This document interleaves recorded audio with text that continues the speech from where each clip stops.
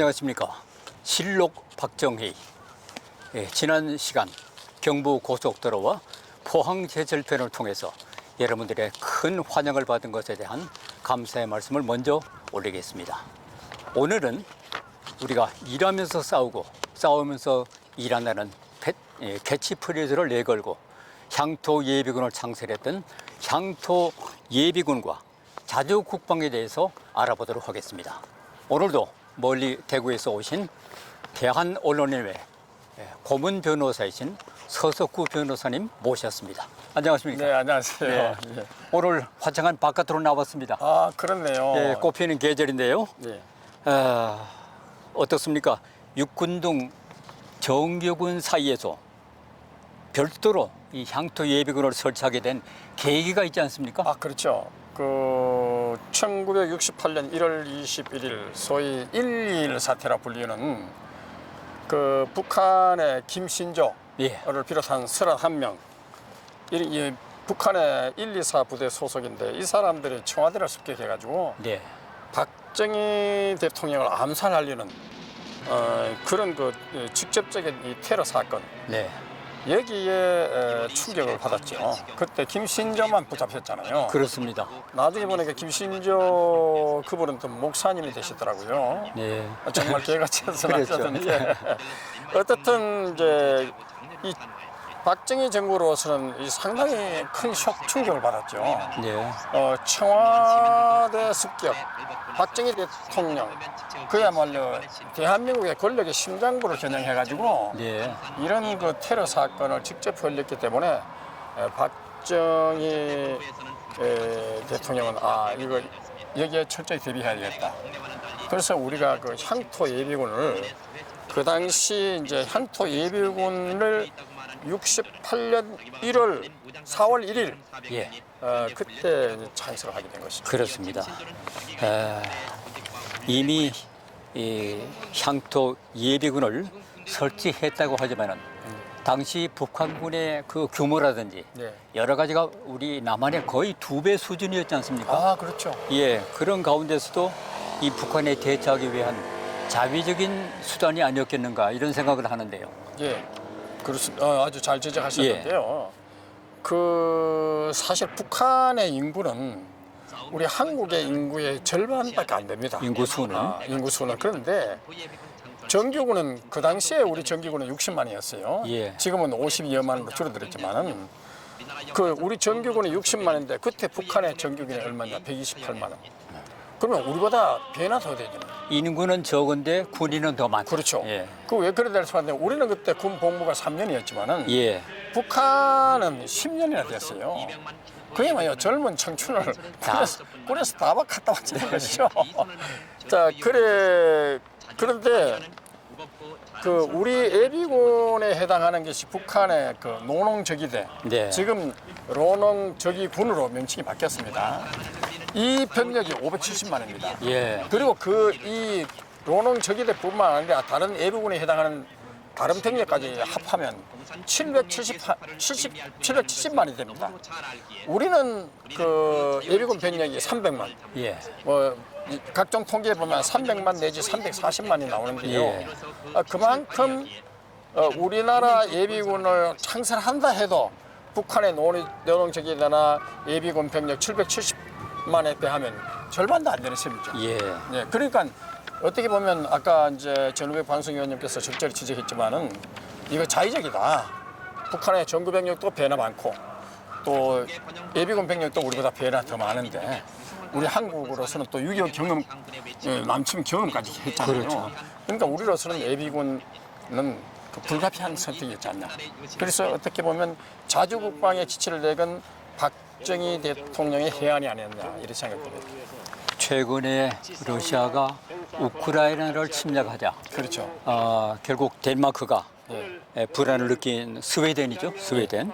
나토에 가입하고 맞습니다. 또 이런 국제 정세가 지금 많이 변하고 있지 않습니까? 스위스도 또 그렇죠. 대치를 대변하고 영시 중립국인데 그렇습니다. 예. 이 미묘한 변화가 일어나는데 이런 건 어떻게 보세요?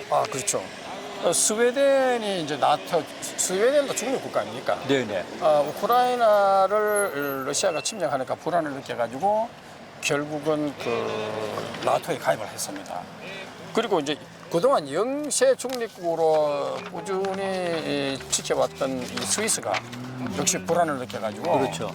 결국 러시아의 우크라이나 침략 사태가 이 스위스로 하여금 그 국민 방위 자주 국방 체제 이걸 기존에 해왔던 것을 더욱 더 강화하고 네. 그리고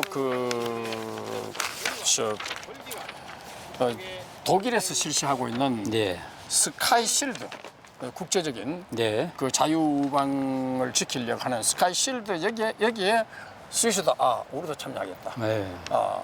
이렇게 해가지고 나선 것이요. 그러니까 어떻게 보면 러시아가 우크라이나 침략을 하는 바람에 자초한 현상이죠. 네.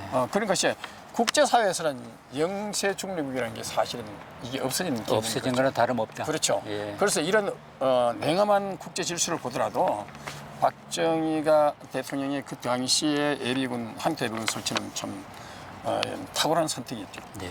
예비군의 그 작전 교육이라든지 예. 정신 교육은 어디에 두고 있다고 보십니까? 예, 그 작전 교육이라 하면 사회 이제 이 소위 동원 훈련에 해당됩니다. 동원, 예. 저도 예비군에 35살 때까지 저 예비군 동원 체험을 하셨죠? 훈련 받는데 그 동원 훈련이라는 것은 완전히 정규군 전시 작전 훈련과 똑같은 개념입니다.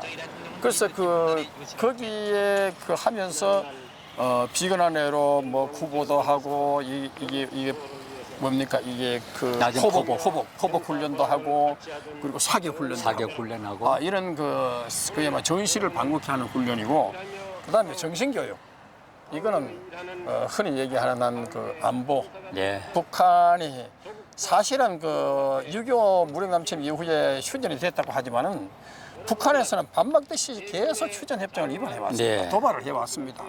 그래서 이런 경각심을 깨우치기 위해서 항토 예비군에서 정신 훈련을 했고 왜 육군도 보면 그 정훈 훈련을 하잖아요. 육군도. 그렇죠. 우리 공군이나 해군도 마찬가지지만은 그래서 이런 정신 교육을 통해 가지고 항토 예비군이 정신 교육, 이 작전 교육 예. 이런 것을 병행을 해가지고 우리나라를 지키려고 했던 것이죠. 무엇보다도 예비군의 중요성이라는 것이 예, 빠른 신고, 전체 국민 어디에서든지 신고할 수 있는 그런 것과 그렇죠. 그다음에 또 신고 받으면 바로 출동할 수 있는 말이죠. 예비군이 그런 그 역할이 아주 빠른 거죠. 정규군보다도. 맞습니다. 네. 그런 훈련이 잘 된 거죠. 예. 김대중 대통령이 대선 후보 때 예비군을 폐지하자 이런 공약을 내기로 썼어요. 그렇죠. 이거는 어떻게 또 보시는지? 그렇죠. 그러니까 이제 김대중 후보가 이제 대선 전략으로 예.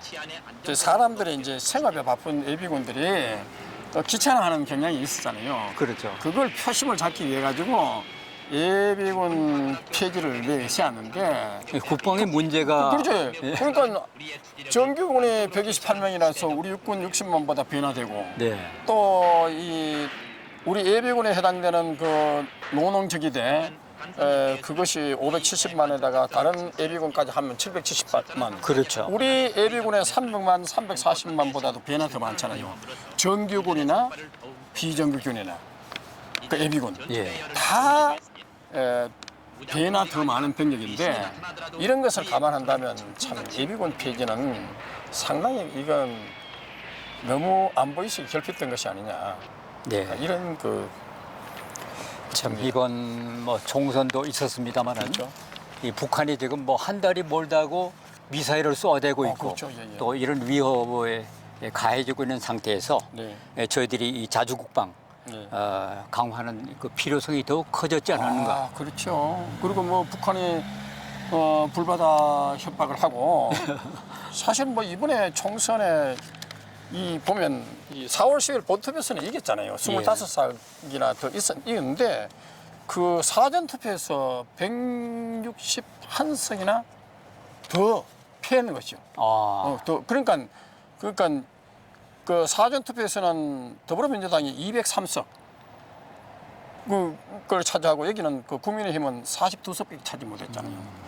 이만큼 사전 투표 부정이 이렇게 엄청나게 피하는 바람에 결국은 이번 총선도 이렇게 참패를 했는데 그동안 많은 부정선거 투쟁하는 단체들이 사전 투표하면 안 된다고 그렇게 누차했는데도 뭐 정부나 뭐 한동훈 또 국민의힘 계속해서 사전 투표 소위 말하면 자살골 먹은 거 아닙니까? 네. 참 기가 막힙니다. 그래서 우리가 이게 중앙선관위 서버를 압수하면 조작이 어떻게 이루어졌는지 프로세스가 다 드러납니다. 그래서 이걸 철저히 하고 대통령도 이거 국민의 주권을 강탈하는 것은 이거는 그 대단한 중대한 국기를 뒤흔드는 범죄이기 때문에 예. 그야말로 비상대권을 발동해서라도 이 위기를 극복하고 다시는 이 땅에 이 사전투표 부정선거 이런 것이 발본색연돼야 되지 않겠냐.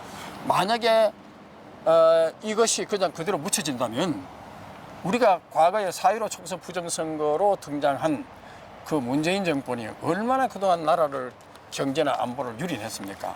마찬가지로 이렇게 안보나 경제가 유린할 것이 뻔한데 그래서 우리 국민도 경각심을 가져야 되냐. 네. 그러니까 대통령은 비상대권 그리고 검찰은 그 중앙선관위 서버 압수 수사하고 우리 국민은 국민저항권을 발동하고 이렇게 해서 이 부정선거 위기를 극복해야 되지 않냐. 왜냐?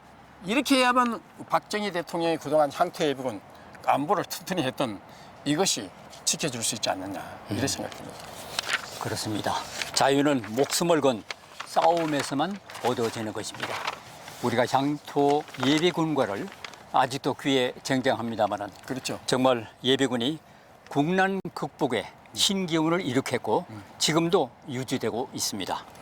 예비군과 말씀대로 정말 우리가 가는 길에는 승리뿐이라는 그런 각오를 한번 다져봐야겠습니다. 그리고 다음 프로그램이 박정희 대통령과 산림 녹화의 기적이죠. 그렇죠. 예, 거기서 다시 뵙겠습니다. 지금 보시면 이렇게 푸르른 것은 그렇죠. 다 그때 이루어진 것입니다. 예. 자, 예. 다음에 또 뵙겠습니다. 예, 지금까지 서석구 변호사님이었습니다. 고맙습니다. 네, 전우백 방송위원과 함께했습니다. 감사합니다.